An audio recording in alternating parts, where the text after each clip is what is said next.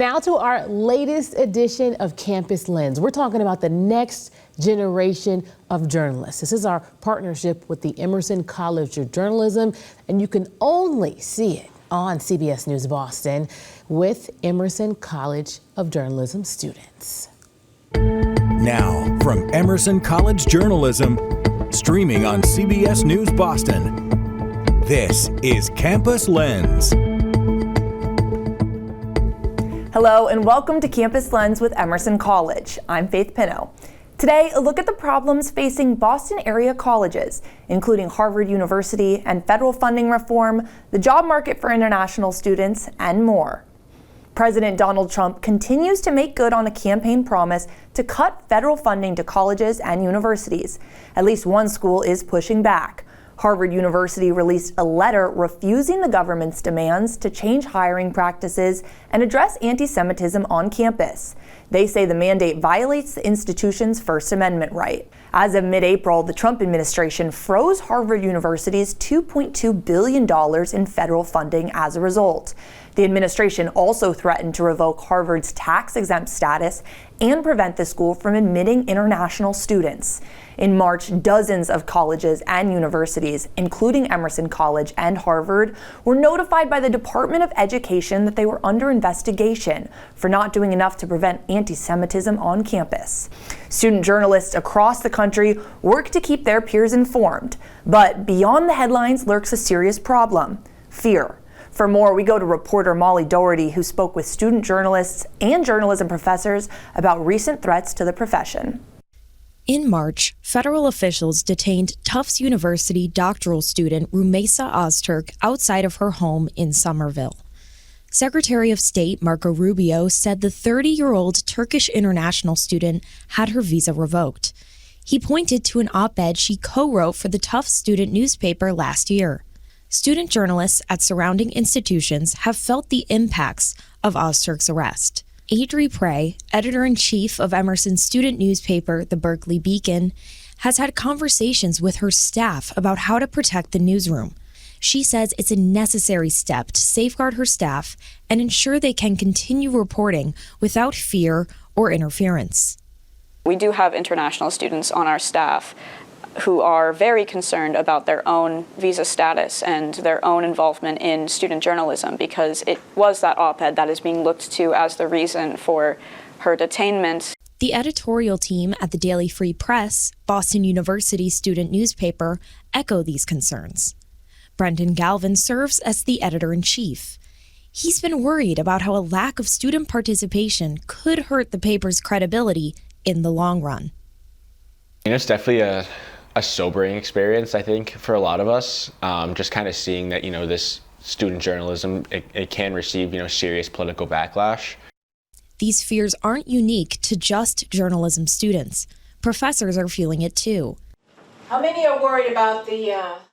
Cheryl Charles teaches reporting issues of diversity at Emerson College. She says journalists have to be activists and tell the whole story. To make sure that we don't get to the panic mode so we are afraid to do anything. And we have to say, yes, you do have to push back, and you do have to talk to people, and you do have to tell those stories. In March, the Student Press Law Center reported a 39% jump in requests from student media for legal and reporting advice compared to a year ago. For Campus Lens at Emerson College, I'm Molly Doherty.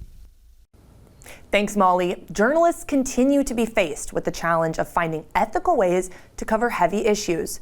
One example is gun violence. According to research published in the Journal of American Medical Association, 1 in 15 adults in the United States have witnessed a mass shooting. For Gen Z, the numbers are even higher.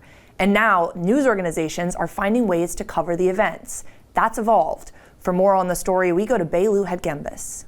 Now more than ever, journalists across the country are faced with the difficult task of reporting on instances of gun violence. Collecting information from sources and relaying it to the public in a timely manner is crucial for newsrooms.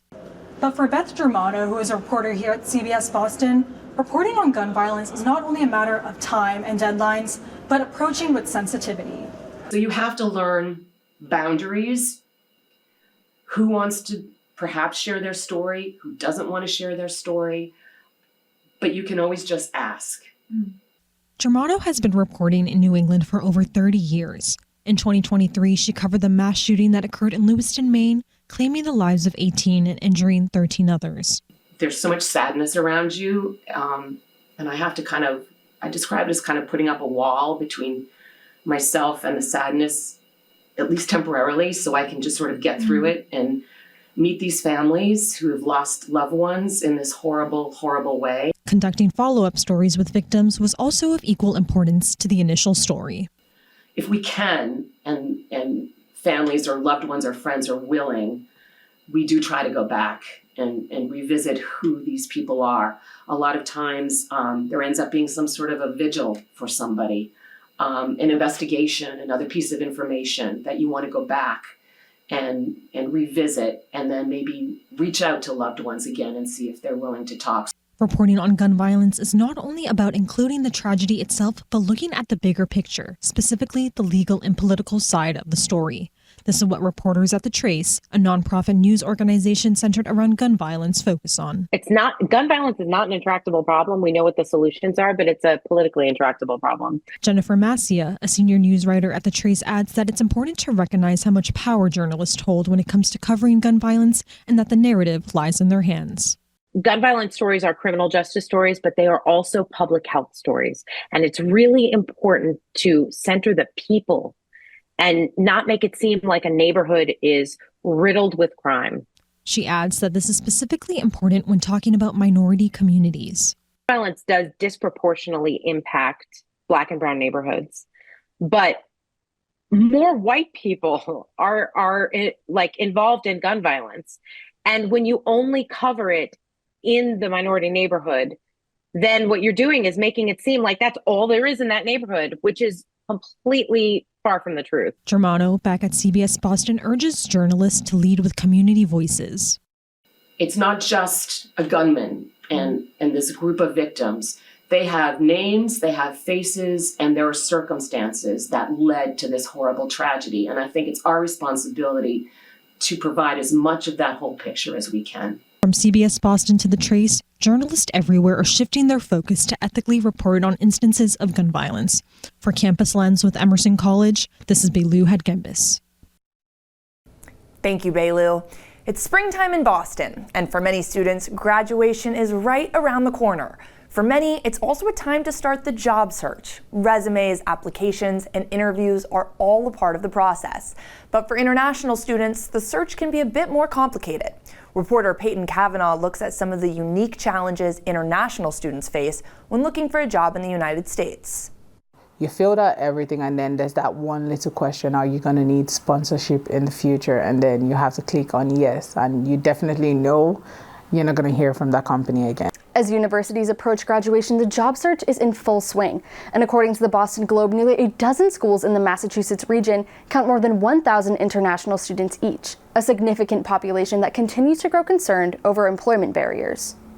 Mary Ann Evabel Okpidi is a Nigerian and Ghanaian senior grad student at Emerson College, majoring in strategic marketing communication.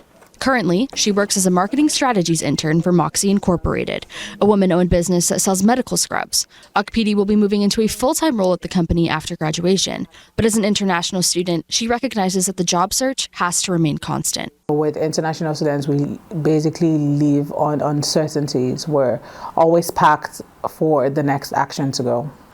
While international students are enrolled in their studies, an H-1B visa allows them to stay in the U.S. However, once they receive their diploma, they have 60 days to weigh three options: obtain an optional practice training, OPT, for a major-specific job, file for an H-1B work visa, which their employer must pay for, or leave the country. Hao Chi-hung is a master's student who recently graduated from Parsons University. Expanding his professional growth and broadening his horizons, he began a STEM OPT at Columbia University. STEM is really like the battlefield, the aggregate area that all the international people coming in, because everyone expected that when we are going to pay that much of tuition, we expected to plan out the future. For Emerson College senior Rico Rocha, seeking employment in the creative field comes with significant challenges. While Rocha has dreams of working in the film industry, he says his path to achieving that is far different than that of American students. It's that fairy tale, you just got to keep going until you make it, and that's great for them, but for international students, we have to find a job related to our major. The United States is home to about 1.1 million international students, and as they look ahead to life after graduation, many are faced with challenges, not just in finding a job, but also in maintaining their legal status to stay in the country. From the Emerson College Cultural Center for Campus Lens at Emerson College, I'm Peyton Kavanaugh. For college students, the spring semester can be a stressful time. A good way to let off some steam? Exercise. However, according to the U.S. Centers for Disease Control, only about 24% of adults age 18 and older are getting enough daily movement. We're now joined by reporter Shelby O'Brien, who spoke with people who exercise year-round. Shelby, what's the secret to staying active even with a busy schedule? Hi, Faith. The phrase never enough time in a day is often used as an excuse when it comes to exercise. Marathon runner Winston Ward can relate. If you're at work for 8-9 hours, including the commute, and then you get home and then you have like family duties or you have like other different things you have to take care of, that's probably the biggest thing, the time commitments. However, Ward doesn't let a lack of time get in the way. He makes going for long runs a priority. The mental health benefits you get from working out, like the accomplishments that you feel, the camaraderie, like being around other people, I think that's kind of the thing that can help you as you just keep going year after year, month after month. For Emerson College student KJ Halpern, a day without exercising has noticeable effects. I just feel like there's a pit in my stomach and it's like I just feel lethargic and like I'm not on top of things like mentally. The Mayo Clinic recommends incorporating strength training exercises at least twice a week. In return, regular exercise helps reduce the risk of death and disease and releases healthy chemicals like endorphins inside the body.